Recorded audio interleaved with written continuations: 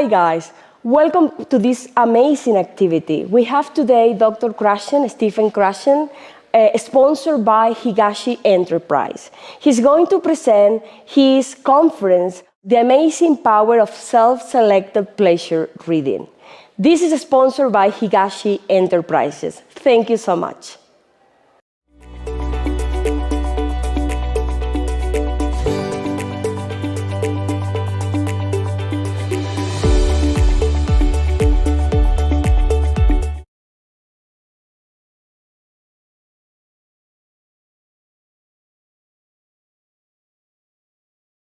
And here's, my goodness, let me say, got it. Okay, they gave them tests of, as I mentioned, science, social studies, history, current events, technology, all these things. Then they gave them a questionnaire. The questionnaire asked them a number of things. How familiar are you with everyday popular literature? Do you know about Maya Angelou? Do you know about Stephen King? Have you heard of them? The ones who knew more about popular literature had more knowledge of the world. Very high correlation. They did something else.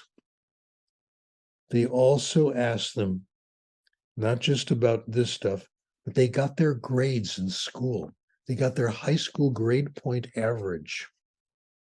Your grades in school did not predict how much you know. They didn't do better on history, geography, all this stuff. The ones who were more familiar with popular literature knew a lot. The ones who studied hard and got high grades, this was not a good predictor. All that hard work in doing your homework, passing tests, helps you get high grades, but it doesn't give you everyday knowledge that you want to have a better life. Okay, that's the conclusion I have come to with looking at this. So those who read more know more about everything. Donald Trump doesn't read anything. He's very proud of it. He says his assistants come in and tell him things he doesn't have to read. And this shows. This is why Donald Trump, in my opinion, is such a disaster. So that's number one and number two. Number one, if you read more, you have more knowledge, and you read more knowledge, better understanding, of course, and you do better in language. Number three, those who read more understand other people better. They have more empathy, more compassion, more understanding of others. There is research on this. It's quite good. And I decided instead of showing you the research sources, I would give you some quotes from people you know about, you may have heard of, and what they say about this. The first one, Barack Obama, former president of the United States. Here's what he said. When I think about how I understand my role as citizen, the most important stuff I've learned from novels, from fiction. It has to do with empathy. It has to do with being comfortable with the notion the world is complicated, full of grays, but there's truth there to be found. It's possible to connect with someone else, even though they're very different from you. Novels is what Barack Obama says, which gave him the ability to connect with all kinds of people. I have nearly firsthand information of this about President Obama. I have to brag for a moment about my son. My son is a mathematician. He's a professor of mathematics. Can you imagine?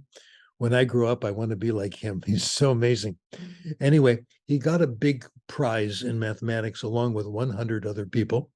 And the winners of the prize were invited to the White House.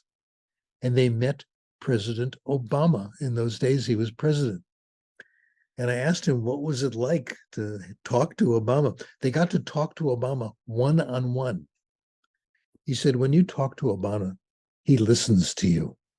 He really is paying attention to what you say. He's not thinking of something else, and he makes comments that are very important and interesting. This is very good to know. You have empathy. Chomsky, my hero, Noam Chomsky, says the same thing. It is quite possible and overwhelmingly probable we'll always learn more about human life and personality from novels than from scientific psychology. Wow. That's a real profound opinion. Number 3, I got from listening to the radio in the car. National Public Radio has a program called Fresh Air. It's pretty good. It's interviews, etc. And the hostess is a lady named Terry Gross. She's very good. And she was talking one day about the value of fiction and the value of stories. And she absolutely described it perfectly. When you read fiction, you're learning to be somebody else. You're learning to see the world through their eyes. There it is. It's fiction that counts. Fiction is good for you. So I've said 3 things that I think are profound. Number 1, you read books, you read for pleasure, things you want to read. Fiction is a big part of this. You get language. You get grammar. You get a better writing style. Number 2, you get knowledge of a wide variety of areas from reading stories. How do you like that? And you begin to understand other people. You see what they're thinking. You get their motivations, etc. Now, I'll tell you my experience growing up, because this happened to you too. When I was growing up, I read lots of fiction, and so did you. Otherwise, you wouldn't be here.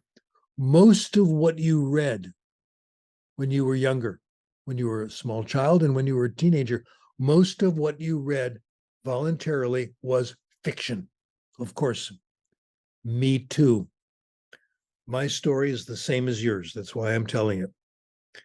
When I was in the 3rd grade, I was in the low reading group. I was a poor reader in the 3rd grade. My father brought home comic books, stories. I went up to the next group. Within a few months, I was one of the best readers in the class. It's fiction and stories that does it.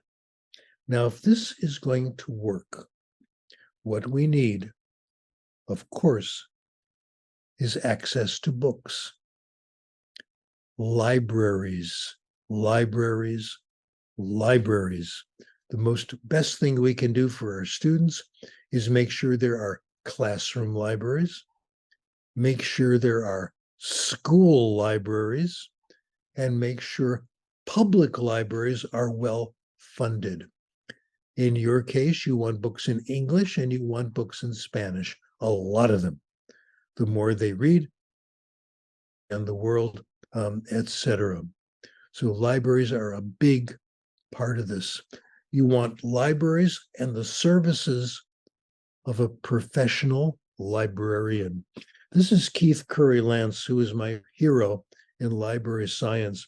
Keith Curry Lance, you can find all his work, giving you the way to find it. He has done the best research on libraries as anybody in the United States. I always go to his work to find out what's going on in library science. This is crucial to us. He's done us a great favor.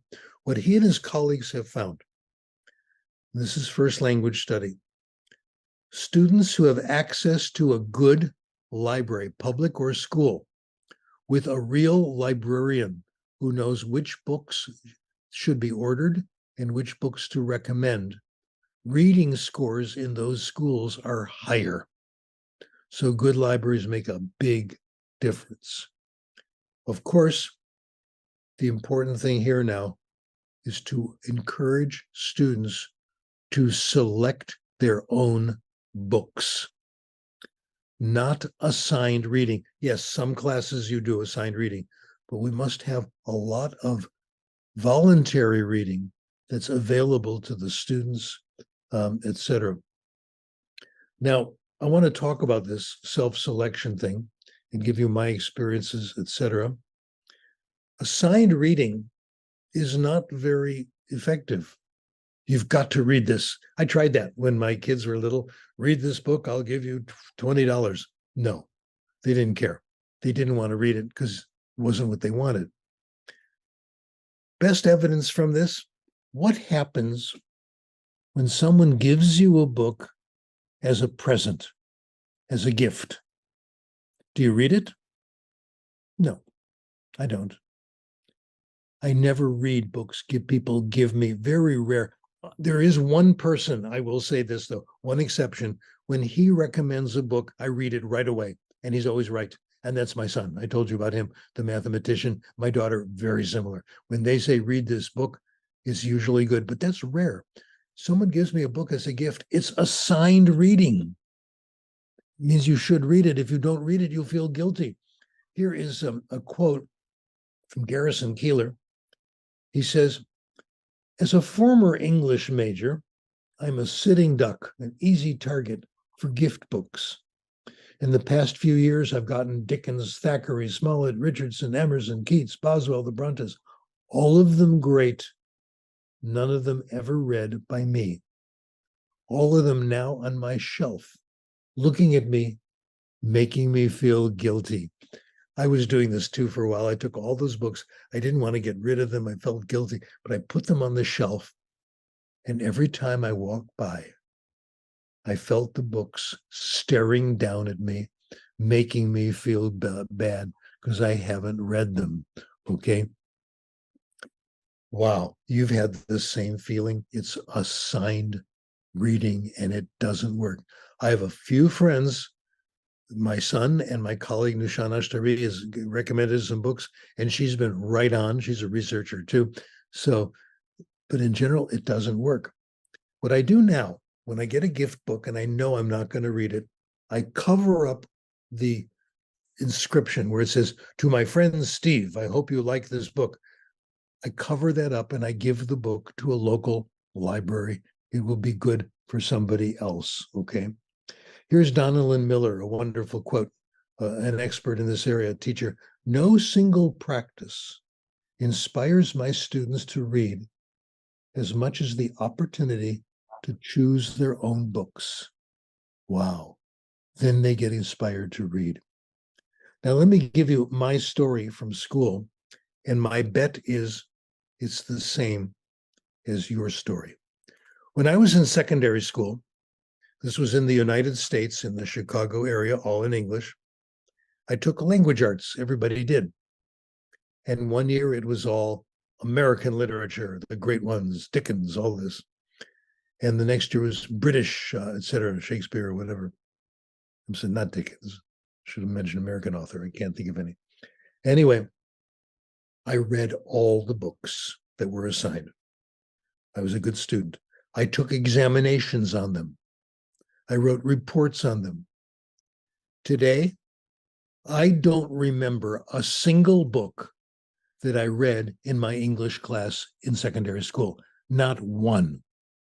You might remember one or two. You've forgotten most of them. Let me tell you what I read in secondary school, in high school.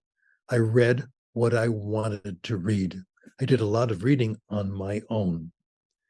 Number one, I read science fiction.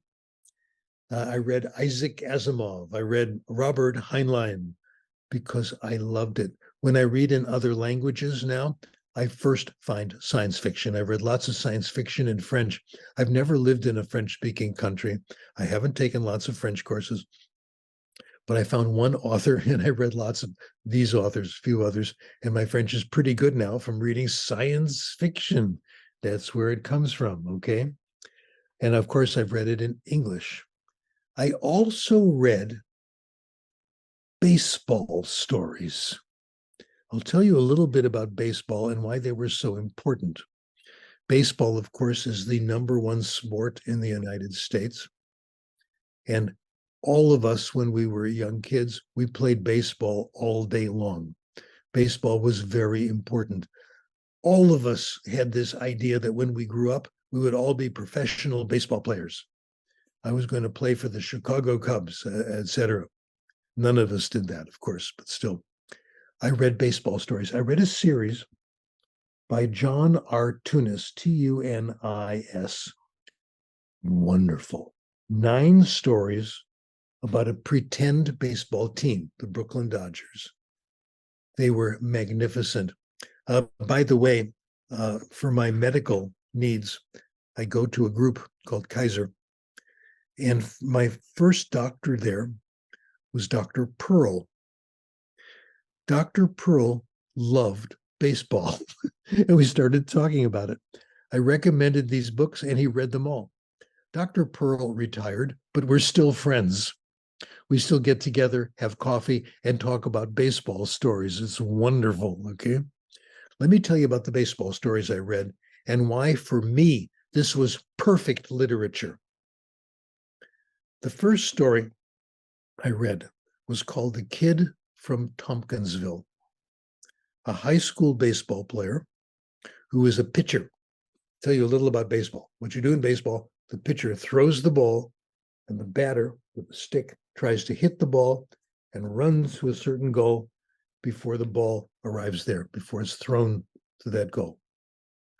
So it's hard to do. Most of the time, when you're batting and you hit the ball, you're not going to make it. Most of the time, you're going to be what they say out. You won't make it to first base. The ball will get there before you will. When I was a kid, if we hit the ball and ran, you could probably make it because the throw was terrible. The young kid dropped the ball. That happens. But with professionals, you're not going to make it. You hit the ball, someone's going to get it to first base before you get there, and you'll be out. So in this story, in one of the stories, let me tell you about the kid from Tompkinsville first, what went out. The kid from Tompkinsville was a high school, secondary school baseball player. And he was a pitcher. He threw the ball so the batter could try to hit it. In high school, secondary school, he was a wonderful pitcher. Nobody could hit the ball. He won his first 15 games.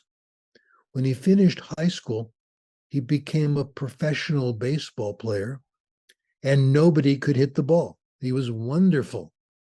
But then, the end of his first year, an accident happened. He slipped in the shower, hit his elbow. He couldn't pitch anymore. He could still throw the ball, but not the fancy way, so it's hard to hit. So he was finished as a pitcher. What did he do? He came back the next year, what we call an outfielder, another position where he didn't have to throw fancy pitches because he was a good runner, a good fielder, etc. After 3 years, he was the best hitter in the professional league. He came back. Now, I read a review of The Kid from Tompkinsville in a literary magazine, okay? The reviewer said it was a wonderful book, not just for kids. And it is the boy's book of Job, the book in the Bible about suffering. If you remember the book of Job, Job has all kinds of suffering. He comes back, he recovers. So this is real literature. There's another book by John R. Tunis I really want to tell you about that I think about every day. It's called The Keystone Kids. And the hero of the book is one of the players, the shortstop of the team. He's the one who fields the ball, throws it to first base, etc. He's a wonderful player.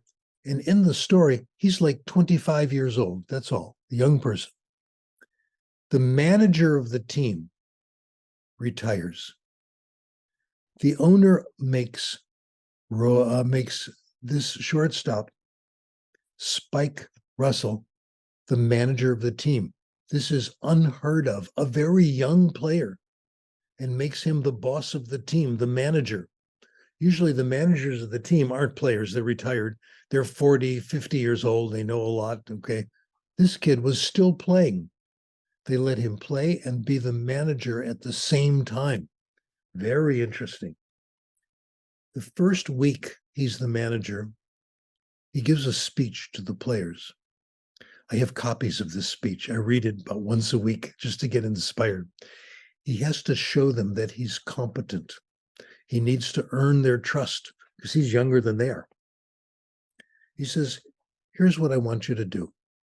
When you're at bat and you hit the ball and you know you're going to be out, these are professionals. Someone's going to catch it. They're going to throw it to first base. The ball will get there before you. And here's his words. After you hit the ball, run like hell. Run as fast as you can. Don't assume it could happen. The fielder will drop the ball. The throw will be bad. This will happen one time out of 100. That's all. But don't take any chances. Run as fast as you can. Very important. Now, I told my doctor about this, Dr. Pearl Seymour. When I told him about this, he says, that's very good advice. That's what we doctors need to do. We don't take anything for granted. We make sure you have a patient. The patient has certain symptoms. You know what to do. You know what medicine to give the patient. He'll get better. 99% of the time, there'll be no problem. Be careful. The word I'm looking for is impeccable. Impeccable means be perfect. Make sure the patient gets the right medication. Make sure he knows what dose. Make sure there's no side effects. Ask him every 2 weeks, are you taking that medicine? Any problems, etc. We need to do this in life. Impeccable, perfect behavior on small things. I have learned this in my life. I took care of this morning. I made a little bit of breakfast for my wife, a little tiny bit. And you know what I did? When I finished, I washed the dishes. I dried them. I put them away. I made sure they were in the right place. Okay. So that's what I did. I was impeccable to make sure it was okay. You're now going to hear from my daughter. She just called and I want her to know I'm okay. Debbie, I'm giving a talk. I'll be back after. Okay. Bye-bye. Bye-bye. Okay. All right. You heard me talk to my daughter. So impeccability is a great part of life. We get this from fiction, from storybooks, etc. Okay, this was my language arts curriculum. I told you now I've been talking about reading the entire time. Let me summarize, and we'll go on to some interesting things. I said if you read for pleasure, and it's pleasure reading that you select, that you like, you'll be a better writer. You'll get more language. You'll know more about the world, etc. But what about writing? Does writing do anything for you? Yes. If you want to be a better writer, more writing will not help you. Okay? More writing will not help you. Writing is output. We acquire language from input. You want to be a better writer? Read. Tell that to Donald Trump next time you see him. Okay?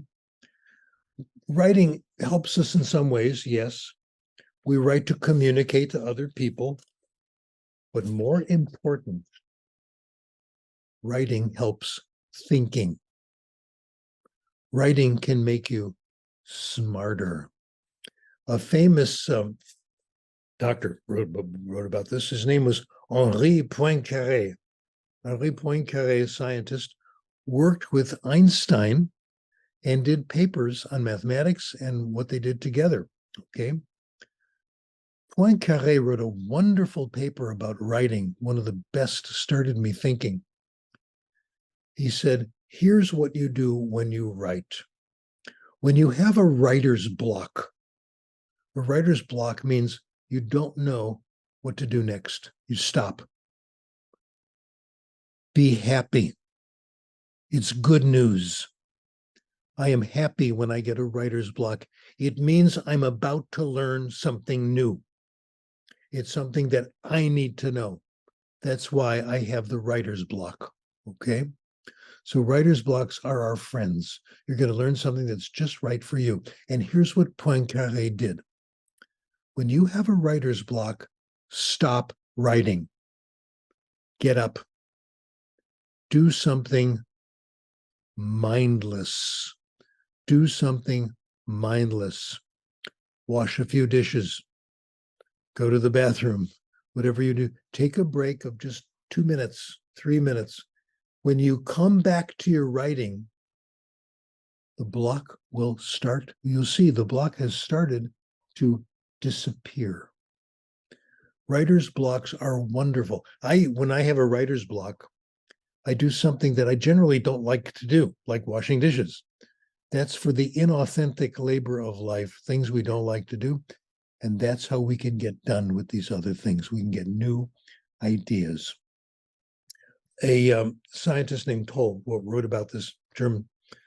He said, all true scientists, whether they know it or not, create from a place of no mind, of inner stillness.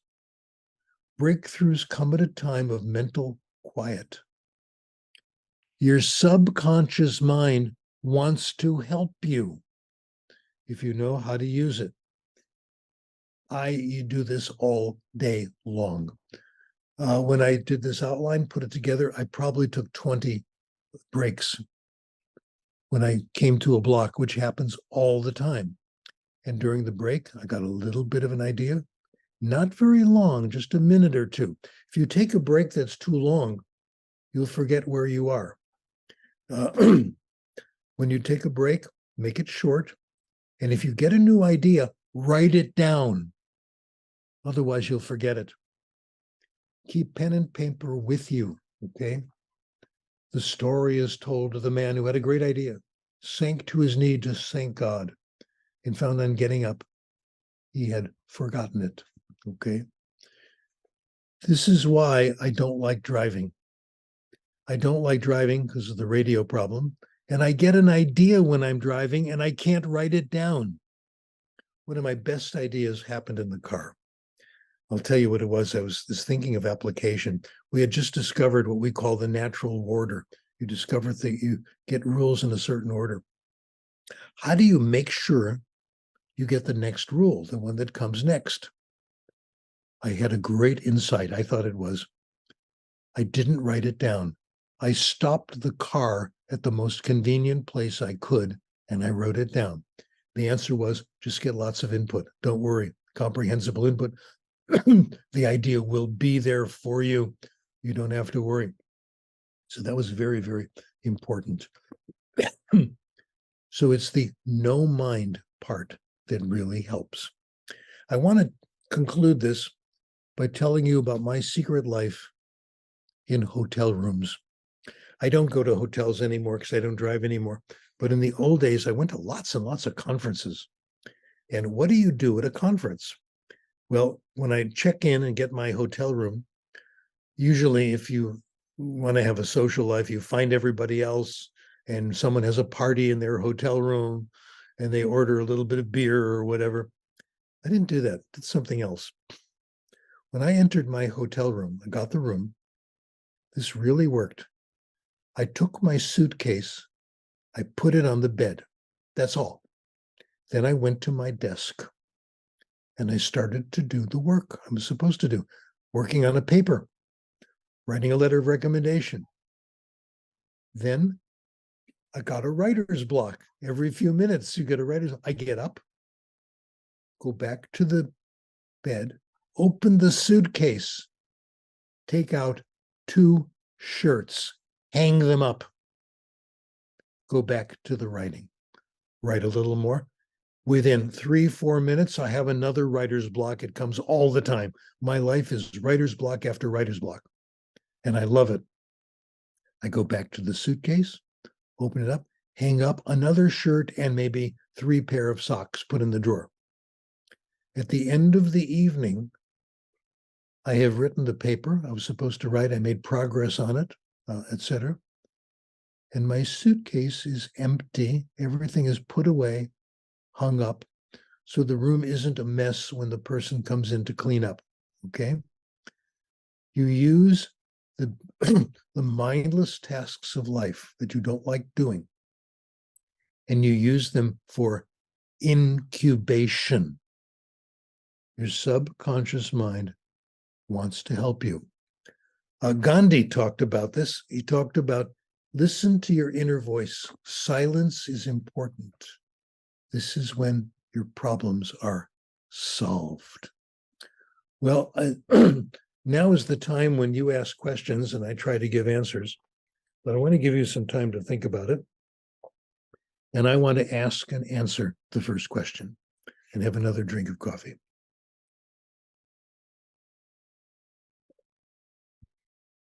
I never had any coffee until I was in my 20s. Can you imagine that? This is irrelevant. When I was growing up, I grew up in the 1940s, and we thought coffee was bad for you. And my wonderful mother had coffee every morning. My dad would bring her a cup of coffee. And my sister and I were very worried about her mother. Mom, you shouldn't be drinking coffee. It's not good for you. We didn't know. The research finally came out and said coffee's okay. You can have a few cups a day. It's all right. Might even be good for you. My first cup of coffee was in Ethiopia, in Addis Ababa. I joined the American Peace Corps because I didn't want to go to Vietnam. And I took a job as an English teacher. 3 good things happened in Ethiopia. I acquired the language. I learned how to speak Amharic, okay? I spoke Amharic 2 nights ago. We went to an Ethiopian restaurant, and I was able to speak Amharic to the waitress. It's the first time I had used it in 5 years. It was very exciting, okay? So that's number 1. I met the emperor of Ethiopia. I met Haile Selassie. I spoke to him in Amharic. He answered me in English. It was very annoying. Anyway, so 3 good things happened. I learned to speak the language. I met my wife in Ethiopia. She was a Peace Corps teacher, okay? And we met each other, got married, and after 56 years, we're still doing fine, okay? The other thing is I had my first cup of coffee. We had a break, and I had not had enough sleep. And of course, I hadn't had coffee. I felt completely out of it. And I decided I have to have some coffee. I'll try it. One of the teachers, Mrs. Saeed, I'd love to meet her again, made coffee for us. We had coffee break in her classroom. My first cup of coffee, she made this, a double espresso. I woke up, oh my goodness, and I thought, wow, I felt awake for the first time in my life. Before that, my life was a failure.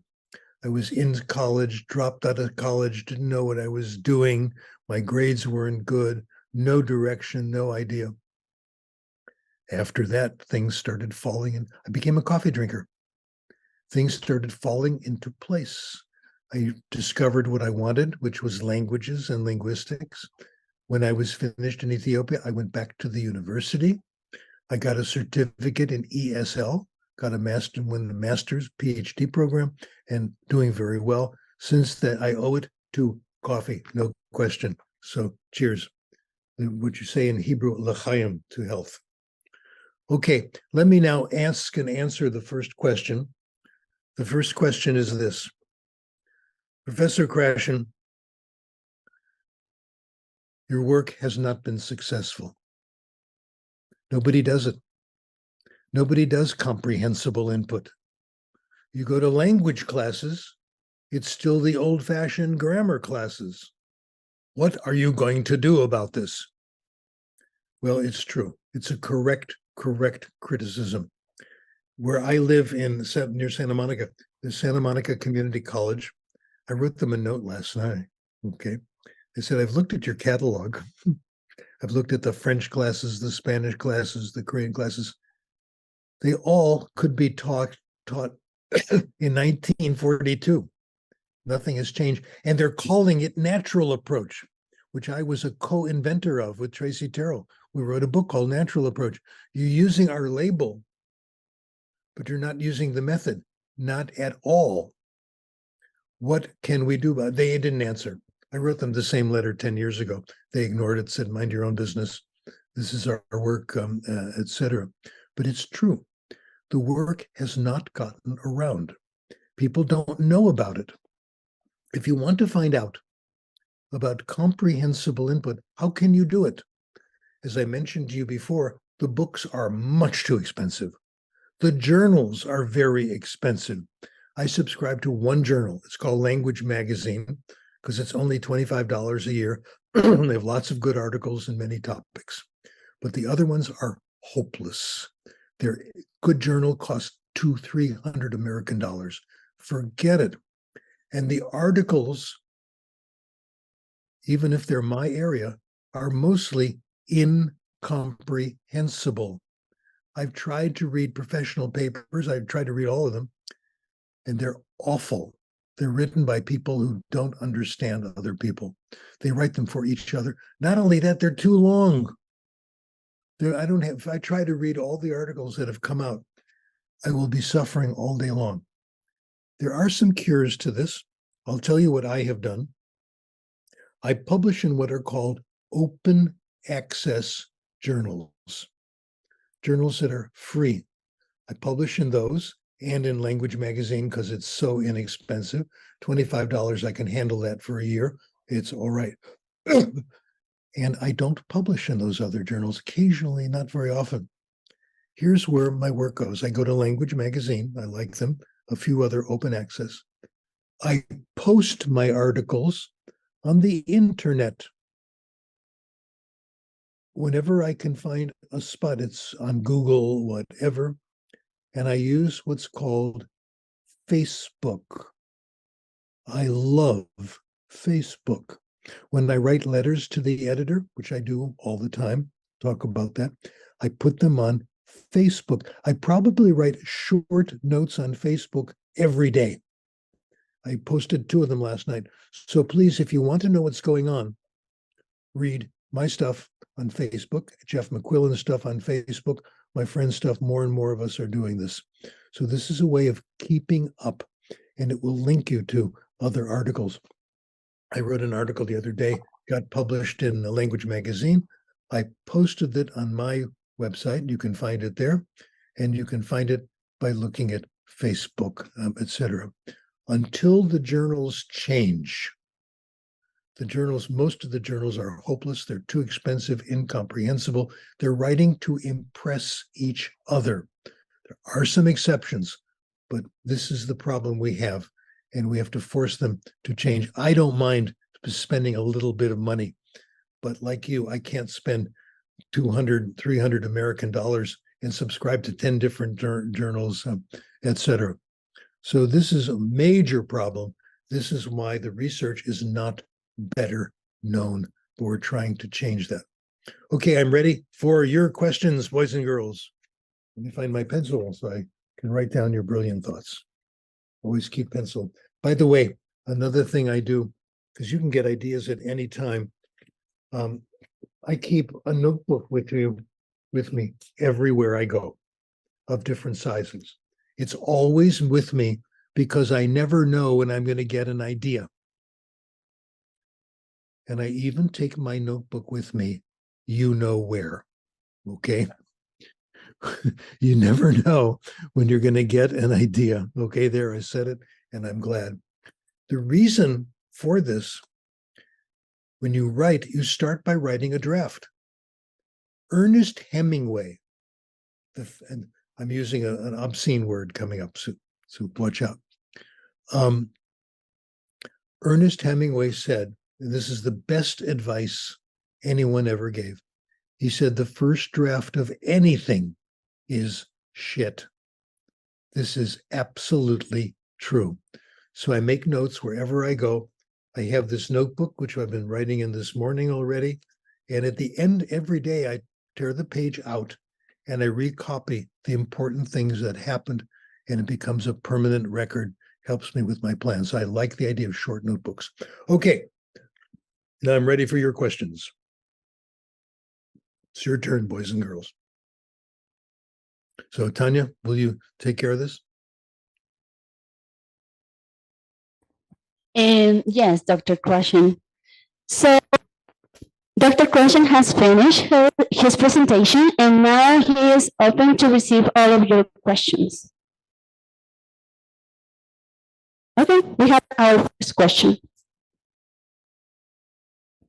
Hi, I'm sorry. Maybe do you what the strategies you use for while you read for increase your learning about Spanish? Maybe you can tell us that.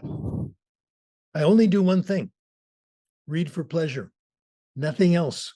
I read books that are interesting, made for beginners. Okay. And I get as many of them as I can. People now send them to me as gifts, but they're not very expensive. And that's it. I don't make lists of vocabulary. I don't study grammar. I acquire lots of language. Mi español no es perfecto, pero yo puedo hablar. Okay, yo puedo comunicar y yo entiendo además lo que las otras personas dicen. That's how I speak Spanish now. It's getting better all the time. And it's lots of fun. It's a new word, a new world. So try it out. The good thing about my method is that it's pleasant. It's fun. And for your students, we have lots and lots of easy books in English, many, many series. So that's all I do. Algo más. Okay, we have another question here.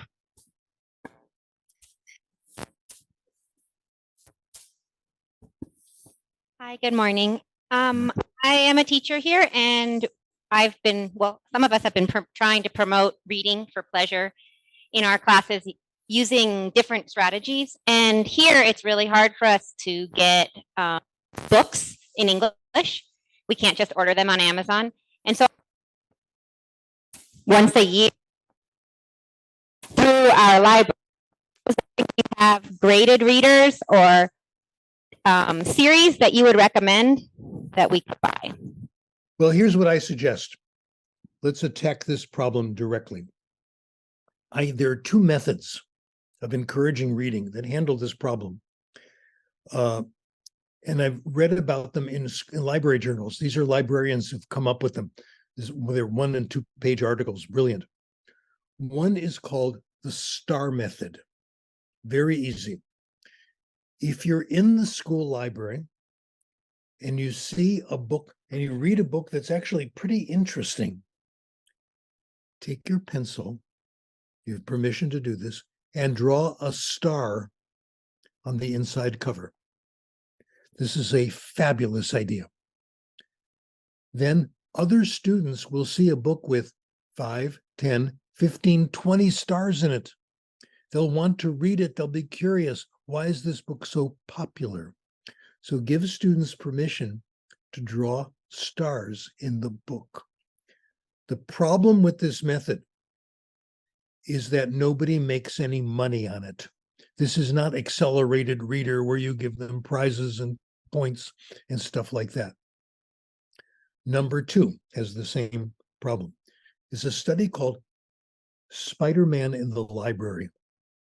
They took comic books and put them in the school library out on a table. If you want to look at the comic, you have to go to the library to read the comic book. What happened? The number of students going to the school library increased gigantically. The number of books taken out, comic books, non-comic books, all increased. Much more reading.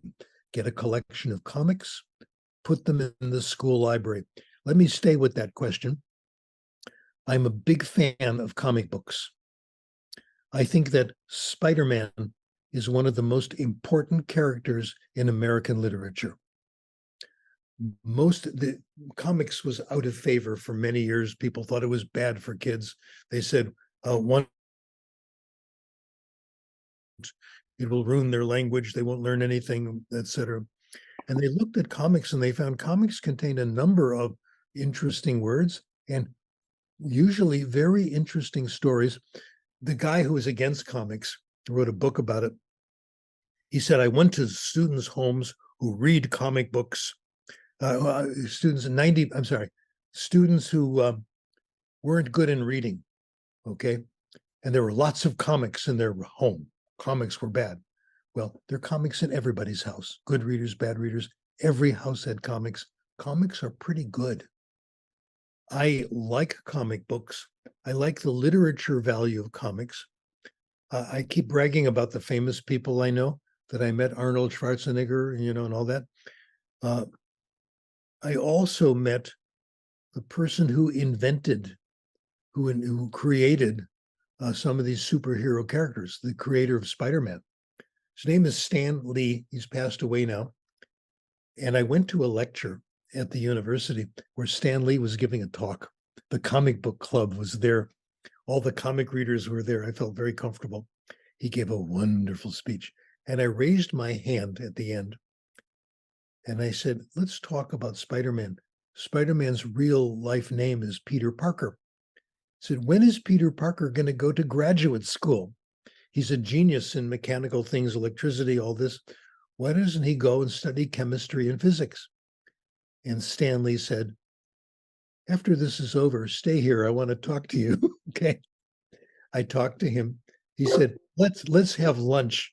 Stan Lee invited me to lunch. This is amazing. And our conversation was brilliant. He said, who is your favorite character in the comics? I said, or who do you think my favorite character is? I said, I don't know. He said, my favorite character is the Silver Surfer. The Silver Surfer rides a surfboard between planets and is a wonderful hero. He said, he's my favorite character because he has the most problems of anyone in comic book literature. The bad people have captured his parents. And they said, if you don't do what we say, we're going to kill your parents. So he is captured and he must do these bad deeds. Otherwise, they're going to kill his parents. He is the most tortured person in the Marvel universe. What Stan Lee discovered is that you want superheroes with problems. That's what you want. I'm going to take about 3 or 4 minutes and tell you one story from comic books that will answer several of your questions. This is from Peter Parker, the Spectacular Spider-Man, issue, I think, 180. In the Spider-Man comic book, this one, Spider-Man is coming home from an adventure. He's on his web shooters, going from building to building. And while he's up in the air, he hears the sound of an accident, an automobile crash. He goes down to the surface, bad accident. One car has hit another in the rear, and he goes to see what's happening. He changes to Peter Parker. And a young lady who was driving the car has had serious damage. He immediately calls an ambulance. The ambulance comes. He talks to the ambulance people who are medically trained. And he says, this young lady has had serious damage to her kidneys, and she needs a transplant immediately. We're going to take her to the hospital. In the meantime, can you find out if she has any close relatives who can give her another kidney? He talks to the young lady, gets her home address, and says, I live with my brother. Maybe he can be the one. He goes immediately to the house where the young lady lives. And he looks up on the roof.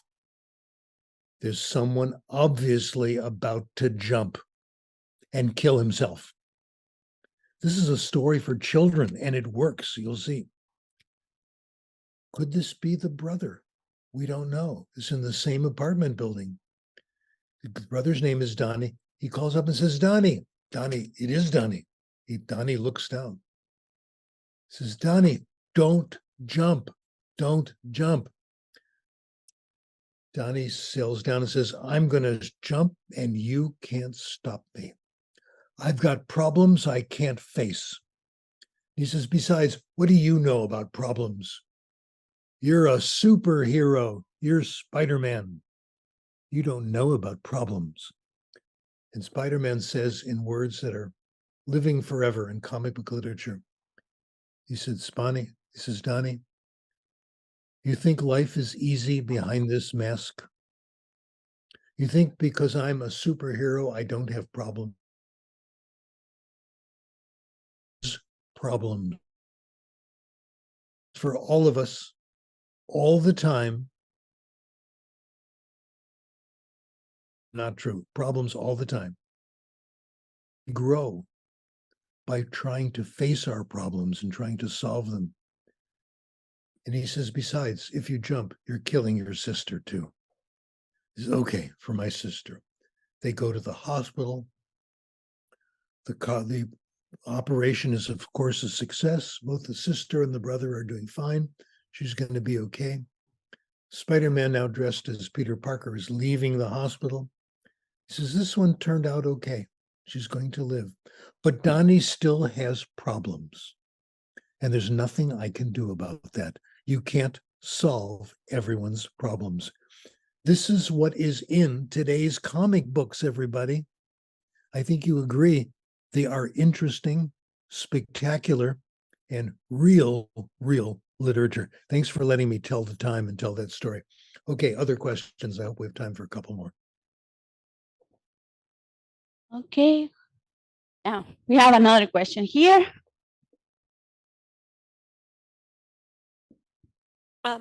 Dr. Krashen, I was wondering what are your insights about volunteer reading in first language and its impact on the development of second language, not just in reading in second language, but in general, as speakers of second language. Okay, good question. A good question means it's one I'm ready to answer. Okay, so this is a good question.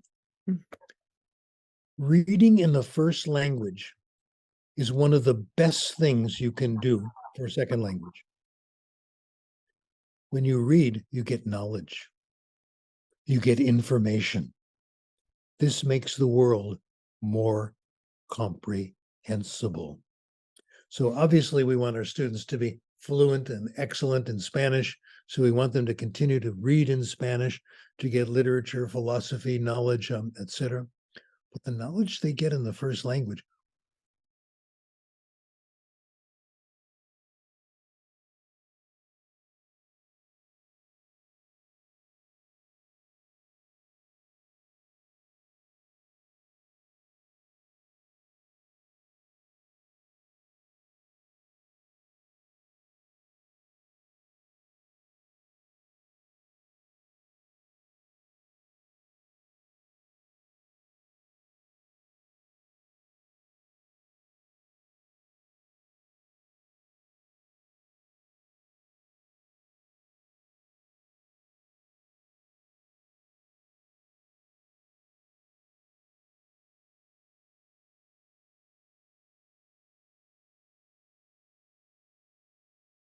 more. Good. Okay, más preguntas. Soy listo.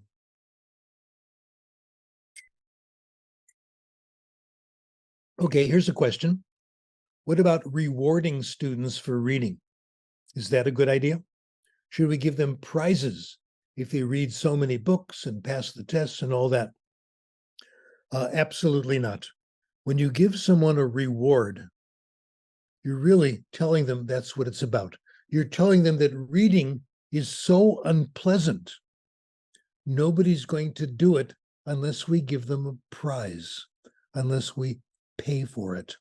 So I'm not in favor of systems that use rewards. When we reward someone, we're saying we need to bribe students when they read, otherwise they won't read. It is telling them that reading is unpleasant. Good, I'm glad I asked that one. Do we have time for more questions?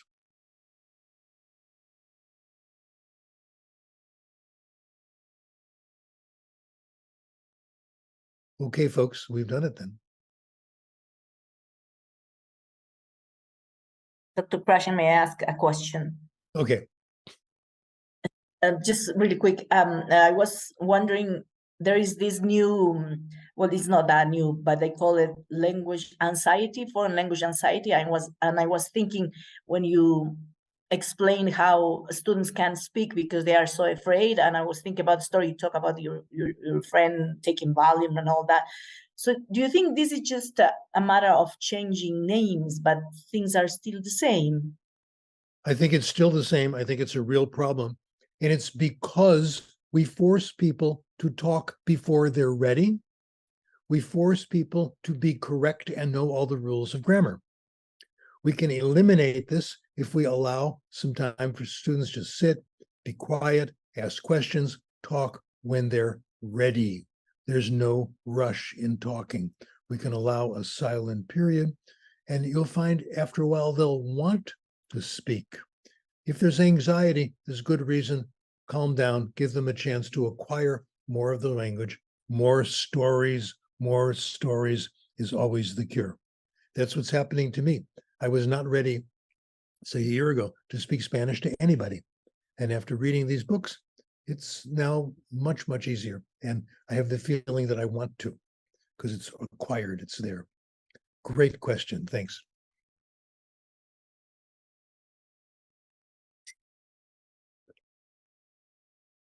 ¿Algo más?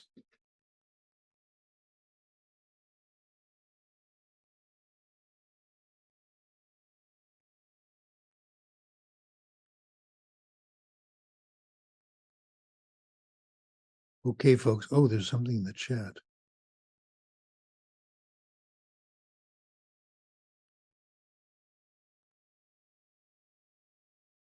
Okay, if there are no more questions, that's it.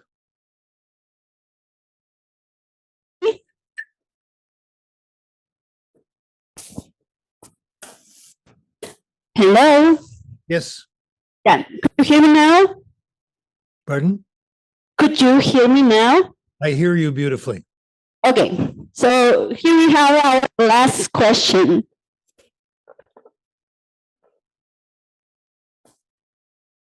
Can you hear me? Yes. Okay. How can technology be effectively integrated into the reading experience for children to encourage more self-select reading habits? I am worried about technology. Some of it is wonderful, okay? The computer is wonderful. The word processor is wonderful, etc. Most technology is being pushed on us to make money, like the chat programs, in my opinion, which have never been shown to do anyone any good. They're very clever. Right now, it's a multi-billion-dollar industry. Use chat GPS and all this stuff. We are being pushed to spend money on useless technology that has not been shown to have any use at all. So we must be very suspicious of all new technology. Another movement now in technology is to have libraries that are all digital, where there are no books. You save lots and lots of money, but it's not good for language. You can't browse books when you see them on the shelf. If you're reading something serious, you need a book on paper. And this has been shown in studies. You can't just look at something on the screen. So we've been rushing ahead in technology in order to make money as fast as we can. We have started with technology in areas where we don't even know how to use it. And we want to push it and make money quickly. Some technology has been absolutely wonderful. I'm optimistic it's going to help in the long run. Okay.